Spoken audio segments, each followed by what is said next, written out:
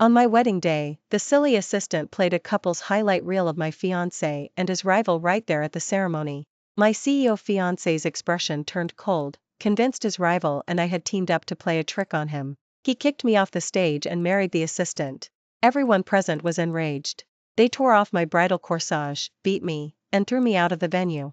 Eleanor, who was already gravely ill, was verbally abused, cursed at, and then suffered a stroke from the anger. She cried, saying she shouldn't have wished to see me marry before she died, otherwise, things wouldn't have turned out this way today. I went to my fiancé, wanting to explain that the video was an AI deep fake, but then I overheard him praising Chloe's cleverness. If knew I lost a dare and got legally married to you before, she'd never let it go. She keeps using her mom's dying wish as an excuse to force me to marry her, demanding I get legally married to her within 3 days. Good thing you're so smart and quick-witted, you used this method to buy us time. Once the mandatory waiting period for divorce is over in a week, I'll go back and win her back. It turned out he and Chloe were just putting on an act, simply afraid his married status would be exposed. I immediately called his rival. Hello, don't you want to make Marcus furious? Well, I'm giving you a chance. Anyway, I just needed to find someone to marry to fulfill Eleanor's wish. It didn't matter who I married. In the bridal suite, Chloe, the silly assistant, feigned magnanimity. Marcus, it's all my fault. You were going to agree to marry Grace to fulfill her mom's wish. If I hadn't accidentally lost that dare during the company retreat, forcing me to get legally married to a random person, you wouldn't have stepped in to save me, leaving you in a dilemma for half a month. I should have just married that guy who's over 300 pounds from the neighboring department. Marcus was a little jealous, a man like that isn't worthy of you. Listening to the conversation coming from inside the room, I felt as if plunged into an ice cave, my mind a buzzing blur. When was diagnosed with lung cancer, her only wish was to see me married. I knelt and begged Marcus for 23 days, proposed 99 times, but couldn't move his heart. Only when I threatened to break up did he reluctantly agree to proceed with our wedding. But I never imagined that the day after I begged him, he would secretly get legally married to Chloe because of a trivial dare. Ever since Chloe was recruited 6 months ago, Marcus said she was innocent and straightforward, much like I used to be, and showed her preferential treatment everywhere. Yet I never dreamed Marcus had such deep feelings for her. In a daze, I withdrew my hand from the doorknob. The dessert I had driven tens of miles to buy, intending to ask for Marcus's forgiveness, accidentally dropped to the floor. I instinctively bent down to pick it up. The next second, someone grabbed my hair and demanded, "Grace, you actually dared to come back. Don't even think about deceiving Marcus with your sweet talk." The person holding me was one of Marcus's wealthy friends, looking at me with disdain. Other members of their social circle also gathered around, their faces full of mockery. Today is Marcus and Chloe's wedding day. How about we use her for entertainment and have some fun at her expense? Instantly, everyone looked at me with ill intent. My heart seized up. What are you going to do? The next second, they grabbed whatever was at hand and started dousing me. Splash!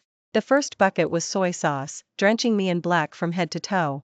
I had just wiped my face when someone chuckled, "Grace, I'll help you dry off." A bag of flour was poured over my head. My eyes couldn't open, my face covered in dust. I bent over, coughing incessantly. Everyone roared with laughter. "Grace, you think you deserve to wear a wedding dress? A commoner shouldn't aspire to be a queen." Chloe is from the Lynn family, she and Marcus are from well-matched families, childhood sweethearts. Marcus swore when he was 10 that he would marry no one but Chloe, and that he would be her fiancé since childhood. I paused, rubbing my eyes. Marcus always talked about a childhood sweetheart studying overseas, whom he sent a monthly allowance and video called. I even felt a little jealous. It turned out that person was Chloe. Outnumbered and overwhelmed, I couldn't fight back. My lips trembling, I showed my weakness. "I'm leaving now. I won't bother you." But they blocked my way. "No, we're not done yet. Besides, you were creeping around just now, maybe you were stealing something. Search me. What's all this noise?" Marcus, hearing the commotion inside, finally opened the door. After disdainfully kicking aside a cake box, he looked up and saw me, disheveled, his pupils constricted. Chloe let out a strange cry, covering her mouth, and hesitated. "Is that Grace? How did you get yourself into such a state? I thought you were a beggar." The others went up to Marcus, eager for praise. "Marcus, Grace betrayed you and still dared to sneak back. She must be stealing something or up to no good. Looks like we didn't hit her hard enough when we threw her out earlier. We're just teaching her a lesson now." My whole body was throbbing with pain. Looking at the man I had been in love with for 7 years, a wave of resentment swelled within me. I stubbornly looked at Marcus, wishing he would say even one word of explanation. Marcus, did I betray you? Am I the one who betrayed you? Marcus's expression was icy. Grace, you did something like that yourself, and you're still asking me? My voice was hoarse. The person in the couple's highlight reel wasn't me at all. How could you, the CEO of a tech company, not recognize such a crude AI deepfake? His eyes flickered, but he insisted, Chloe is honest and kind, she wouldn't frame you. A resounding crash. The last corner of my heart shattered. Marcus, since you refuse to explain now, then I won't listen even if you want to explain later. Chloe, however, pouted, as if she had suffered the greatest injustice in the world. Grace, it's my fault. I shouldn't have copied that file from your computer, mistakenly thinking it was your love diary with Marcus. If I had known you and Julian were in that kind of relationship, I would never have done it. The more she tried to explain, the worse it sounded.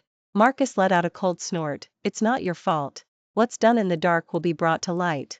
Seeing that Marcus didn't defend me, they started beating and kicking me again. I hugged my head, numbly enduring it. The blows landed on my body, but they hurt far less than my heart. Suddenly, someone grabbed my right wrist. This expensive bracelet, she must have stolen it. On my wrist was a new Van Arpels bracelet. Chloe tugged on Marcus's sleeve, sighing incessantly. Marcus, wasn't this the birthday gift you said you'd give me a few days ago? Grace, no matter how much you like it, you can't steal it. Marcus looked at Chloe with surprise, then nodded in agreement to save her face. Grace, take off that bracelet and give it back to Chloe, then leave here. I never want to see you again. I froze. This was clearly the wedding gift Marcus gave me. Before the wedding, he had personally put it on me. Even that tenderness was fake. He knew I was innocent, yet he aided and abetted them. After a long moment, I let out a self-deprecating laugh, took off the bracelet, and handed it to Chloe. I also let go of my last shred of hope for Marcus. Chloe's eyes were full of disdain. It's filthy. Since you like it so much, you can have it. The bracelet in my hand suddenly felt searing hot. Seeing this, everyone scoffed continuously. As they kept pestering me, Marcus said coldly, enough. Today is a wedding day, don't let some unlucky presents ruin it. He once said I was his only love, but now I was just an unlucky presents. After grumbling, they left. I didn't hesitate to throw the bracelet into the nearest trash can. The phone in my pocket suddenly rang. Eleanor's voice was tearful. Grace, where are you? Don't go looking for trouble with Marcus. Mom's wish isn't important, don't be foolish. I was completely confused.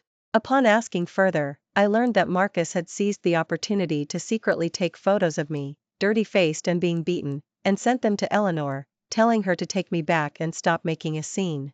My heart sank. Mom, it's all a misunderstanding. I'll come to the hospital and explain everything to you in detail later. After comforting Eleanor, I dialed Julian's number. Don't you want to make Marcus furious? Well, I'm giving you a chance. Julian answered nonchalantly. What kind of chance? Have you agreed to let me snatch the bride? I took a deep breath. Let's get legally married. Julian froze. What did you say? Marcus and I broke up. Are you coming? I'm coming. Ever since Marcus and I made our relationship public, his rival Julian kept trying to win me over just to spite him. Before the wedding, Julian even said he would come to snatch the bride, and I warned him repeatedly before he finally gave up. But this time I decided to make a deal with him. After sending Julian the location of the nearby county's office, I found a restroom to clean myself up a little. I arrived at the county's office 10 minutes later than expected. Julian sat dejectedly on the steps, constantly checking his phone, seemingly waiting for news. I walked over and asked, "You're here, why didn't you call me?" His eyes lit up. Seeing me in such a disheveled state, he immediately grew furious. Who dared to lay a hand on you? I'll get revenge for you. I stopped him. Forget it, let's get legally married first. Julian signed quickly, as if afraid I'd change my mind. An hour later, Julian and I, our fingers intertwined, came to Eleanor's bedside. I was still wondering how to explain. Eleanor opened her eyes, her gaze only lingering on Julian's face for a second, then she sighed. Grace, I've known for a long time that you and Marcus broke up. My eyes widened in surprise. Marcus hasn't come back with you for 6 months now. You said he was busy, but you were always arguing with him on the phone behind my back. It was hard on you, having to fake a marriage with him to fulfill my wish. That young woman who married Marcus on stage today, she's his new girlfriend, isn't she? I never thought that from Eleanor's perspective. My relationship with Marcus had been in crisis for a long time. Those involved are often blind, outsiders see clearly. It was bound to come to this eventually. Snapping back to reality, I handed Eleanor the still warm marriage certificate and introduced Julian. Since you already know, this is Julian, my husband. Eleanor called Julian to her bedside. Julian, Grace is a good child with a deep capacity for love. With you by her side for the rest of her life, I can rest assured. With that, the hand she was patting Julian's back with slipped away, and with a slight smile on her face, she peacefully passed away. The EKG flatlined with a sharp, piercing sound. I threw myself onto Eleanor's bedside, crying like a child. After signing the death certificate, I recounted the whole story to Julian, finally saying, "Whatever you want me to do to cooperate, I will." Julian, however, in a playful tone to cheer me up, said, "Then we absolutely must have a super luxurious wedding in 7 days, to make Marcus go absolutely crazy with regret." I paused, then nodded in agreement. Julian demanded that I move out of Marcus's place today, not allowing me to spend another night there. I had no reason to refuse and quickly packed up at home. 7 years of my life fit into just one 20-inch suitcase. As I was looking for my documents, Marcus returned with Chloe. Seeing the luggage at my feet, his pupils constriction. Icted. Then, thinking of something, he snorted coldly, "Don't act so wronged. Are you embarrassed to stay now that your relationship with Julian has been exposed? It's good that you know your place, it's better you move out." Chloe's eyes gleamed with triumph. "Marcus said only spouses should live together. Grace, since you're someone else's girlfriend, it's really not appropriate for you to live here." Without looking up, I took out my documents and put them in my chest pocket. Looking at the two pretending to be something they weren't, I just found it amusing. "Marcus, there's something I want to tell you." Marcus straightened up. "Are you trying to explain that you didn't betray me? I'd like to hear what you have to say." He thought I was going to humbly explain, prove my innocence, beg for his forgiveness, and plead with him to marry me. But then he heard me say solemnly, "Let's break up." Veins pulsed on his forehead as Marcus glared at me. Chloe added fuel to the fire. "Grace, shouldn't you apologize to Marcus first? What kind of breakup is that?" Marcus sneered, his knuckles clenching tighter and tighter. "Do you think I, Marcus, would care about someone who betrayed me, or beg you not to break up with me? Who do you think you are? You even tried to threaten me into getting legally married to you before. You just wanted my family's wealth and status, two-timing both Julian and me. Greedy, trying to have it all." The more he spoke, the more righteous he became, even getting teary-eyed with indignation.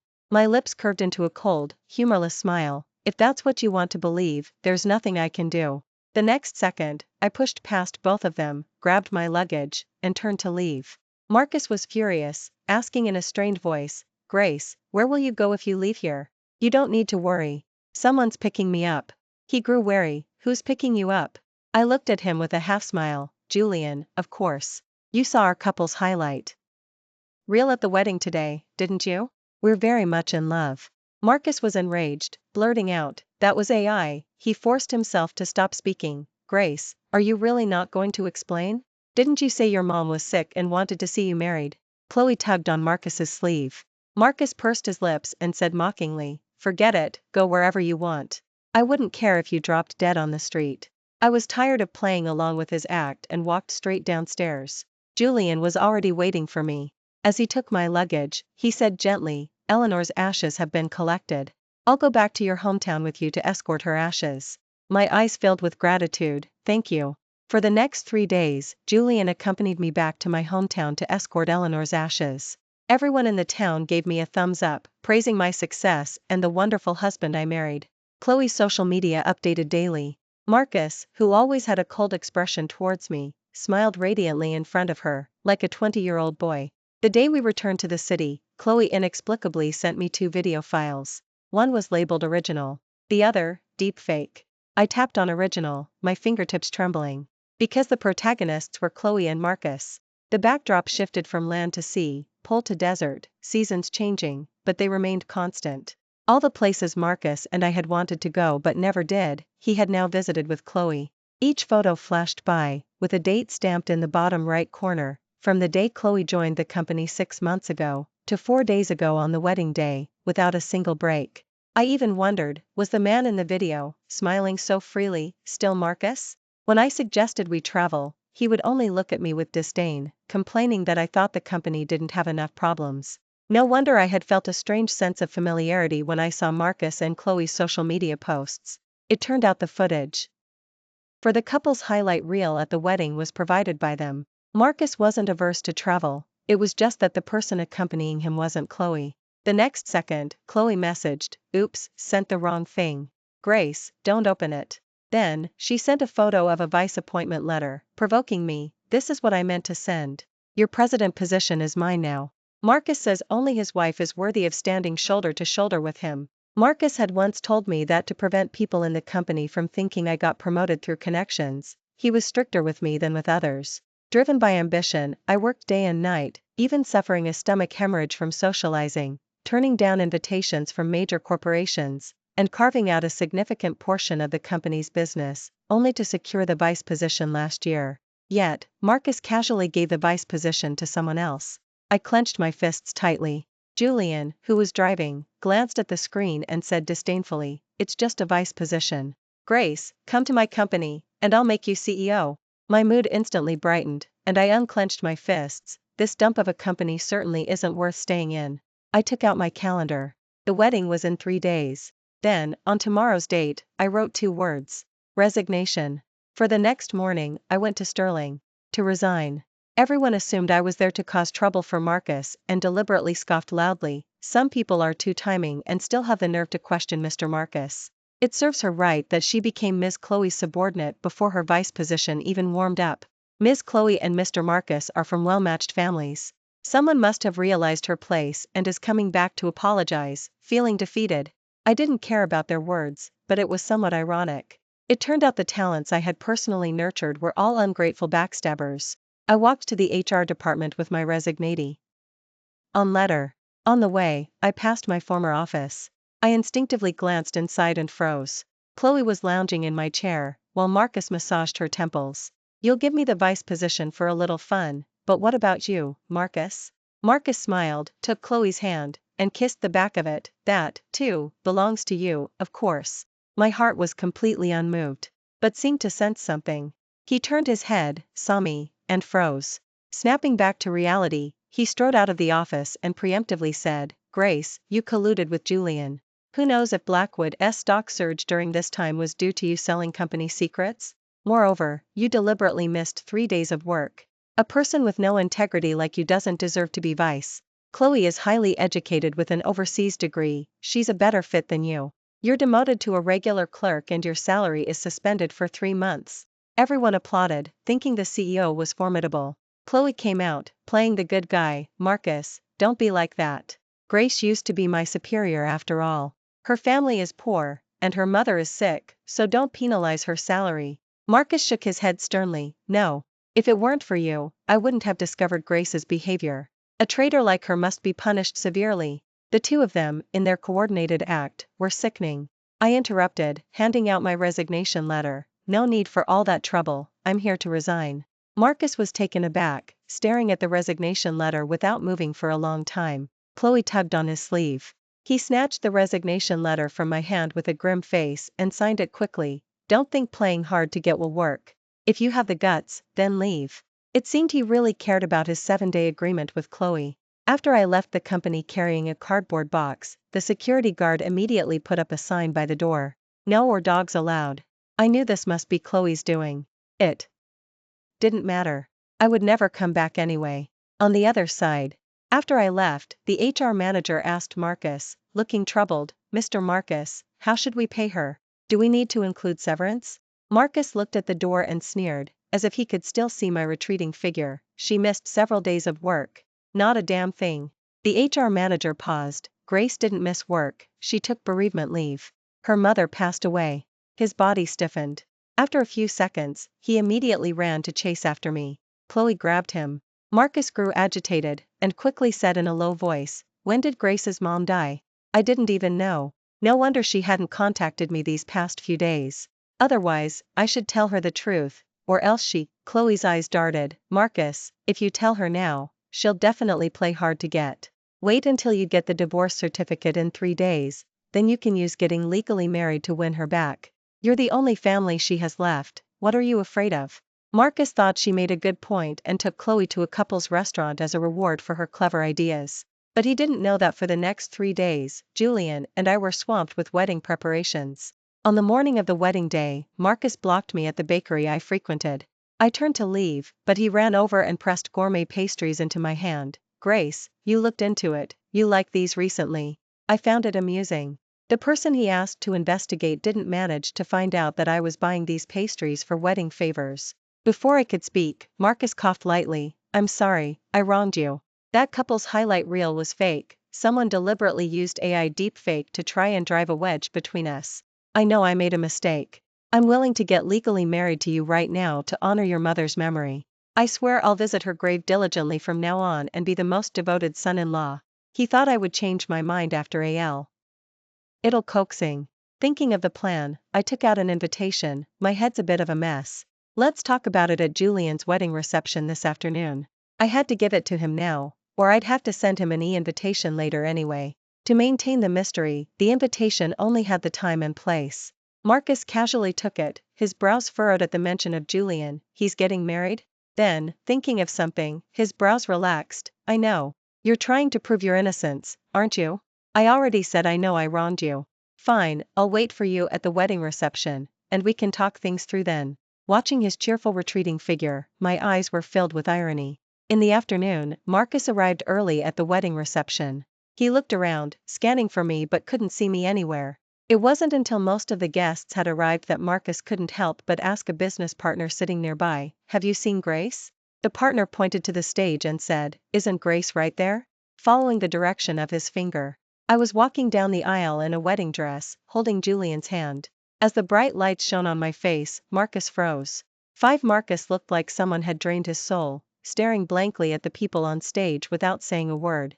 Everyone saw him attending Julian's wedding, not to cause trouble, and assumed they had buried the hatchet. They couldn't help but comment, young Marcus, you and Mr. Julian are like twins. You got married a while ago, and sure enough, he followed suit right after. Hey, his wife looks a lot like the young woman who often went out to business meetings with you. She's a talented girl. Did you introduce her to Mr. Julian? This time, Mr. Julian has truly fallen, a whirlwind marriage. Young people are just impatient. I was the same back then, couldn't wait a second to marry my wife and have the wedding. Marcus had always been low-key, never revealing that he was in a relationship. When he went out for social events, he'd sit far away from me to avoid suspicion, acting as if he didn't know me. Everyone knew he was married a while ago, but later only knew he had an arranged marriage with Chloe from the Lynn family. They had no idea Marcus and I had a history. So they didn't realize that the more they praised, the tighter Marcus's hands clenched beside them. He had thought I was stuck in traffic and hadn't arrived yet, or that my seat was arranged in some remote corner, but he never imagined I would be on stage. And on stage, Julian and I walked hand in hand to the very center. As we were about to exchange vows, I was about to say I do. Suddenly, a furious roar erupted from the audience. I object. Seeing red-faced and furious, I then remembered I had invited him. It was true. Because from the moment I stepped into the wedding, my heart was pounding so loudly, I couldn't hear anything else. Julian winked at me with a mischievous look and said disdainfully, who are you to interrupt, you toad? My husband and I are a match made in heaven. What right do you have to object? Marcus was so furious that he started swearing. Julian, what trick did you use to deceive Grace into joining you in your mischief? Julian scoffed. When did I use a trick? Grace has always been my girlfriend. Your wife isn't Chloe, is she? How come she didn't come with you? The moment Chloe's name left his lips, the banquet hall doors suddenly swung open. Chloe, her face streaked with tears, appeared at the venue.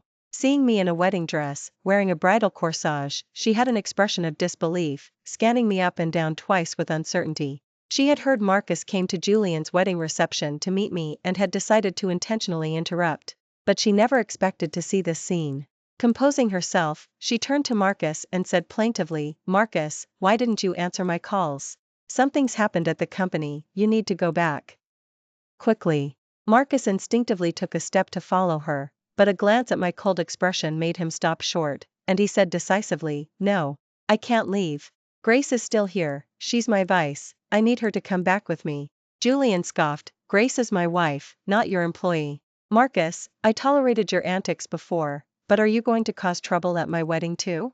Hearing this, the crowd's expressions towards Marcus subtly shifted to condemnation. Marcus usually cared about his reputation the most. Being stared at by everyone like this, he instantly clenched his fists. But he still stubbornly stepped forward and grabbed my wrist. Grace, if you come with me, I can forgive you and Julian for this unfunny prank. Even now, he still thought I was only pretending to marry Julian to spite him. In a way, he wasn't entirely wrong.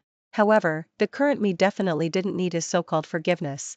I easily shook him off, my gaze cold. Mr. Marcus, please don't disrupt the wedding ceremony. 6. He stared blankly at his empty palm. Julian let out a soft sigh, then said sharply, security. Get Marcus and Ms. Chloe out of here. The two of them were escorted out of the venue together, bringing an end to the incident. Afterward, Julian and I exchanged vows and rings like any other couple, receiving everyone's blessings. That night, the guests dispersed. When the last guest left the venue, I couldn't help but ask Julian, did you get your revenge today? Julian's lips curved upward, absolutely. Seeing that man so furious and unable to maintain his usual aloof demeanor, yelling and screaming, it felt great. Now, his reputation in the social circle has probably taken a significant hit. I nodded, then voiced a question that had been buried in my heart for a long time. What's the real history between you and Marcus? His gaze turned profound, his dark eyes looking deeply into mine. The next second, he recounted a story. 25 years ago, the Jiang and Fu Fami Li's both welcomed sons in the same year. They thought the two boys would have fun together. But they never expected the two children to be constantly at odds when together. At 3, they fought over a children's watch, pulling each other's hair. At 5, they bit each other's arms, fighting over who got to play with Chloe from the Lin family, who was just 1 month old. Every interaction always led to an argument. And each time, Marcus would generously declare he was born 3 months earlier and was willing to yield to his younger brother. What I hated most was his hypocritical demeanor. Even though what we were fighting over belonged to no one, he was so good at pretending to be magnanimous, pretending to yield, utterly hypocritical. Julian's tone was indignant. I couldn't help but smile. He huffed in annoyance, you don't know, since childhood, I've lived in his shadow. Why did he get to have all the good things in the world? Chloe gravitated towards him, and you were completely taken in by him. My parents constantly told me to learn from him. I was going crazy. Looking at his sulking expression, I suddenly remembered the first time I saw him. It was when Marcus first brought me to a high society banquet. Julian arrived with blue hair, wearing a sky blue suit, and rushed straight to me. Without waiting for Marcus to introduce us, he grabbed my hand and wouldn't let go, asking my name with a smile. Back then, I viewed him as a force of nature. Now, I realize he was just a child who hadn't grown up. I still remember Marcus's ashen face, his gaze fixed on Julian's hand, which still held mine. In my mind, Marcus had always been composed and never angry, like an iceberg, handling everyone with ease. That was the first time I saw him lose his composure. Perhaps these two were just natural rivals. I let out a soft laugh and instinctively ruffled Julian's hair. It's okay, at least this time you didn't lose. A blush immediately crept onto Julian's cheeks. The next second, my phone rang. It was Marcus calling. I wasn't going to answer, but Julian quickly pressed the answer button. Grace, I've taken care of things at the company. How about we talk? Let's talk about getting legally married. You proposed to me 99 times before. I don't believe you don't want to marry me. On the other end of the line, Marcus's voice was urgent. I know, Julian must have seduced you into helping him get back at me. I don't blame you. Once we're married, I'll buy your mother the best plot in the cemetery, and we can visit her every day, okay? If I didn't know the whole truth, I probably would have believed his sweet talk. I said indifferently, no need to talk. I'm already legally married. 7. What did you say? Marcus asked blankly. Suddenly, a commotion erupted on his end. It sounded like something had been forcefully swept off a table. The next second, Chloe's voice came through. She said plaintively, Grace, stop provoking Marcus. You almost made him faint from anger. 7 years of history, are you really so heartless? At least come have a farewell meal with him. I knew she wasn't planning anything good. Julian, however, snatched my phone and said with a smile, sounds good. I'll make the reservation tomorrow. We'll be there. In the end, my call with Marcus somehow turned into a conversation between Julian and Chloe. After hanging up, Julian smiled triumphantly. Chloe is manipulative and loves to play the victim, a perfect match. I'd like to see how much more shameless they can get. The next afternoon, Julian and I arrived at the private dining room. Marcus and Chloe arrived a step late. We exchanged glances, feeling a bit awkward. After all, the situation was indeed a bit complicated. But quickly composed himself and, with a sincere expression, explained the whole story. I'm sorry, Grace. Someone was jealous of your vice position and deliberately tampered with your computer, copying an AI deepfake video of you and Julian onto it. Then misunderstood, creating this whole misunderstanding. I only pretended to marry Chloe in a fit of anger. She and I truly have no relationship whatsoever. I've even cleaned up the house, won't you come home? Chloe bit her lip, her face full of resentment, and said with a forced smile, yes, I was startled to hear about you and Julian getting married, so I specifically asked to come and explain this to you. Even though Marcus and I are childhood sweethearts, and he once joked about being my fiancé since childhood, those were just jokes, they didn't count. His kindness to me is purely sibling affection, you must understand that, right? She kept saying she wanted to explain, but she was actually just showing off how good Marcus was to her. I let out a self-deprecating laugh. I know, you're practically siblings, right? Marcus, usually so sharp, seemed to miss the sarcasm in my tone, nodding repeatedly, yes, I only see her as a sister. Grace, I was too jealous during this time, and I didn't consider your feelings. I was wrong. It was a rare moment for Marcus to show such vulnerability. The old me would have been deeply moved and forgiven him instantly. But now, I just found it amusing. A man full of lies, still unwilling to tell a single truth. My face turned cold.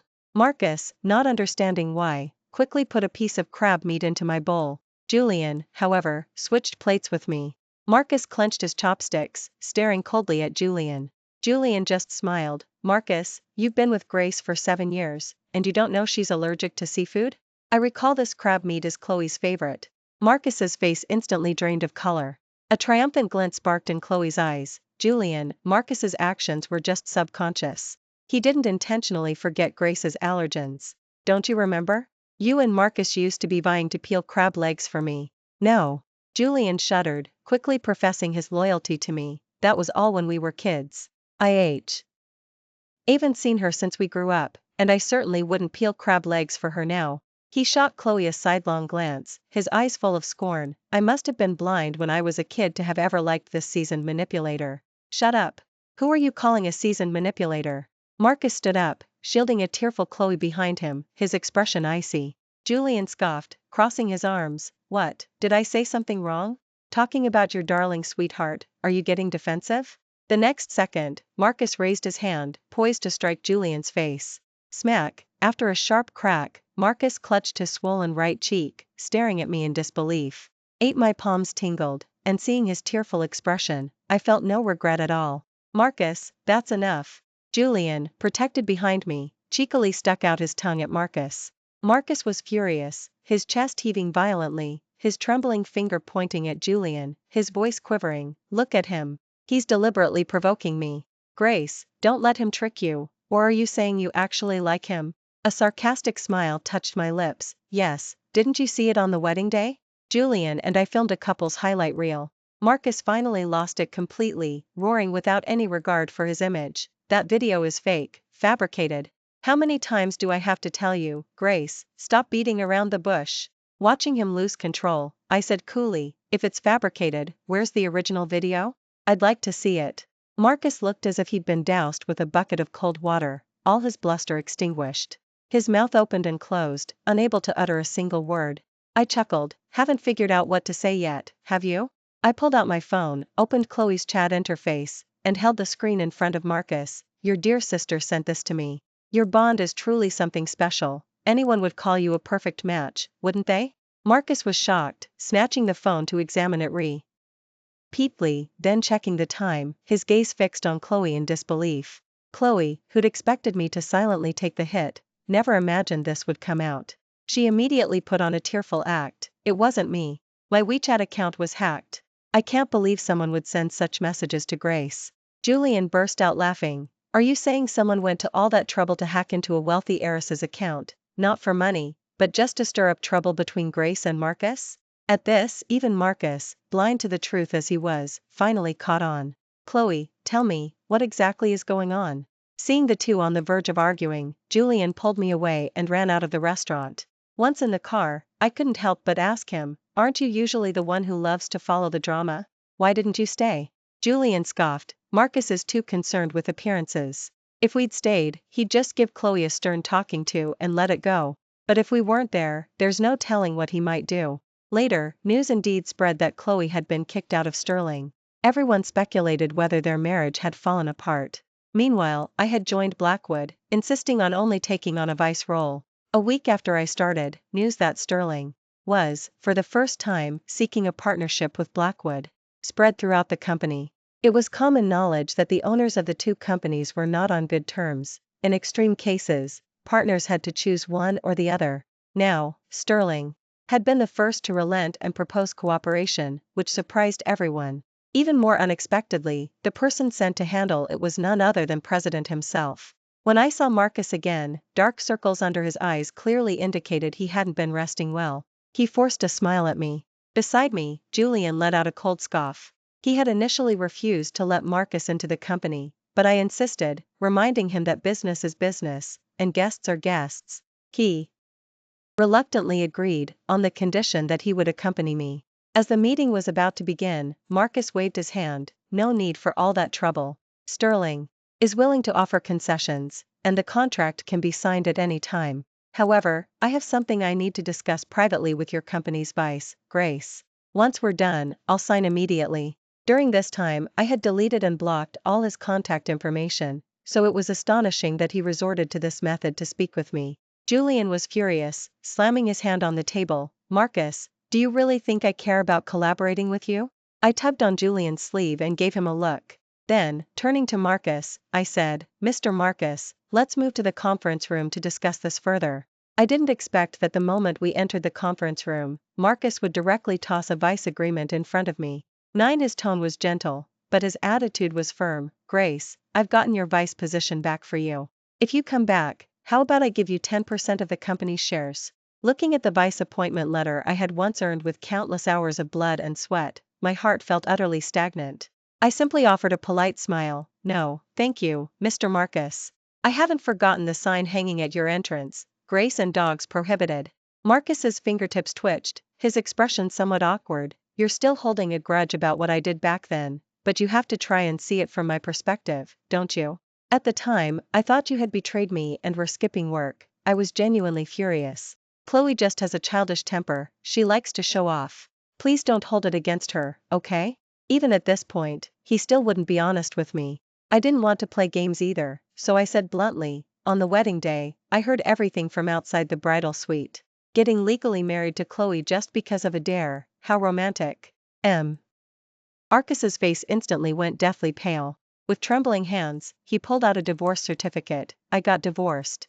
The moment the mandatory waiting period for divorce was over, I divorced her. Grace, I never betrayed you.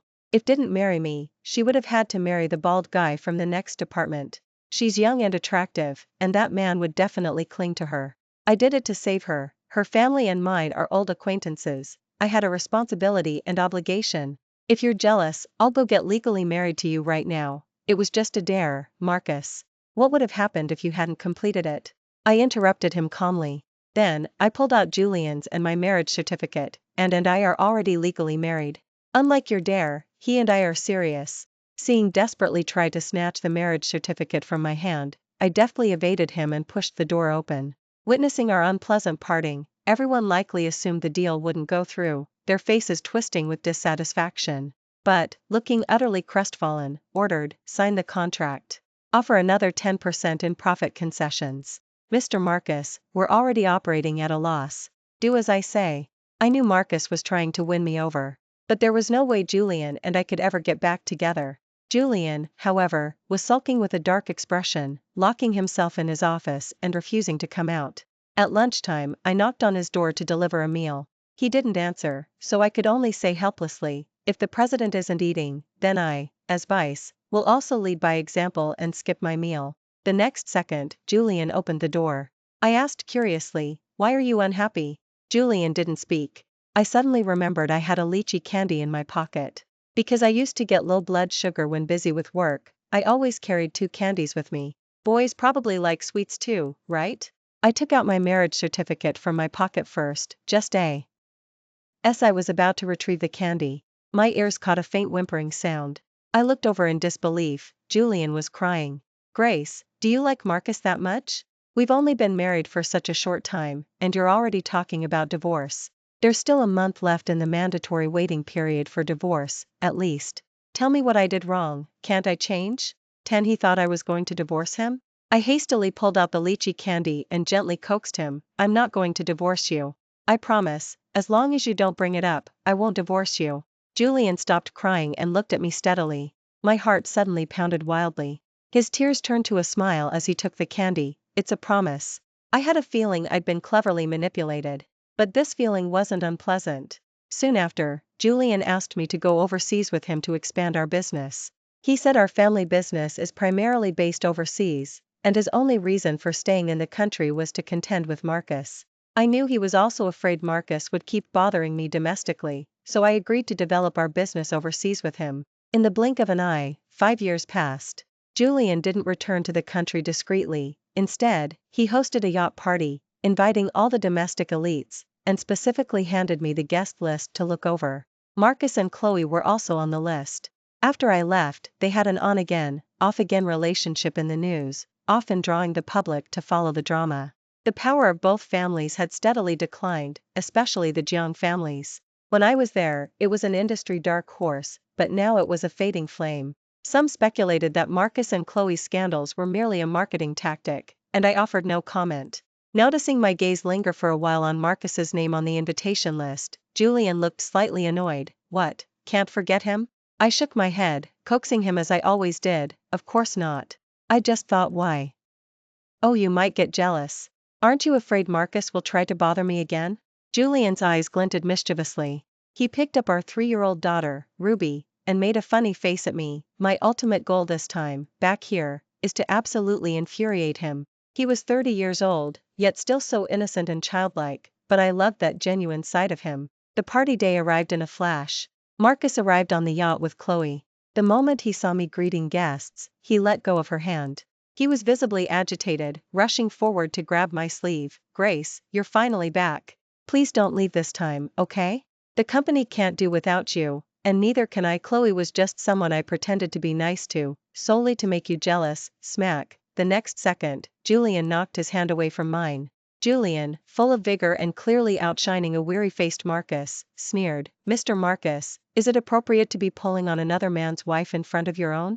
Marcus's face suddenly darkened, looking grim.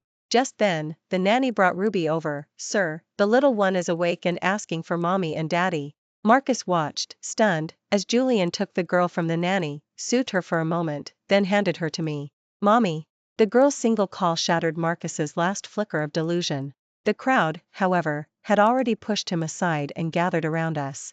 They praised how adorable and sweet Ruby was, and how well Julian and I suited each other. Over the years, Julian and I had expanded our business empire overseas, long since joining the ranks of Fortune 500 companies, and the former domestic partners were naturally eager to try to latch onto us. And, who once shared the spotlight with Julian, had become a nobody, ignored by all. Soon after, it was rumored that Marcus had publicly displayed his divorce certificate with Chloe, and the stock prices of both families plummeted. After donating his savings, Marcus from society and sought solace. Ch. Lowe, on the other hand, followed arrangements and married a CEO 20 years her senior, ending up with a stepson her own age. The CEO's son was no simple person. Fearing she might try to meddle with the family business, he never gave her any respect, even at banquets. As for Julian, Ruby, and me, our family of 3 welcomed the new year. Thank you for listening to today's story. If you enjoyed this video, please like and share it with your friends.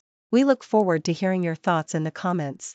Feel free to share your perspectives, and don't forget to subscribe to our channel for more exciting stories. See you next time.